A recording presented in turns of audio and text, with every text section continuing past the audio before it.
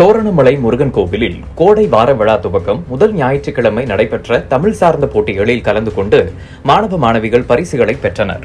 தென்காசி மாவட்டம் கடையம் அருகே உள்ள தோரணமலை முருகன் கோவில் மிகவும் பிரசித்தி பெற்ற கோவிலாகும். இந்த கோவிலில் அறங்காவலர் செண்பகராமன் ஏற்பாட்டில் கோடை வார விழா தொடங்கியுள்ளது.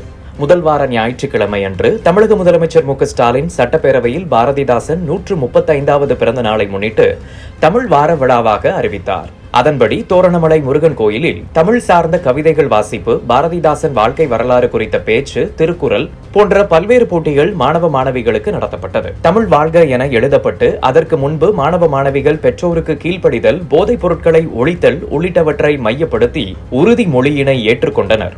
இந்த போட்டியில் கலந்து கொண்ட மாணவ மாணவிகளுக்கு கடையம் வட்டார கல்வி அலுவலர் குருசாமி பரிசுகளை வழங்கினார். மேலும் இந்த நிகழ்ச்சிக்கு பாரதிதாசன் அவர்களுடைய பேரன் முனைவர் பாரதி அவர்கள் காணொலி வாயிலாக தோரணமலை கோயில் நிர்வாகத்திற்கும் போட்டியில் கலந்து கொள்ளும் மாணவ மாணவிகளுக்கும் வாழ்த்துக்களை தெரிவித்திருந்தார். மேலும் கோயிலில் அன்னதானமும் நடைபெற்றது. ஏற்பாடுகளை தோரணமலை அறங்காவலர் செண்பகராமன் செய்திருந்தார்.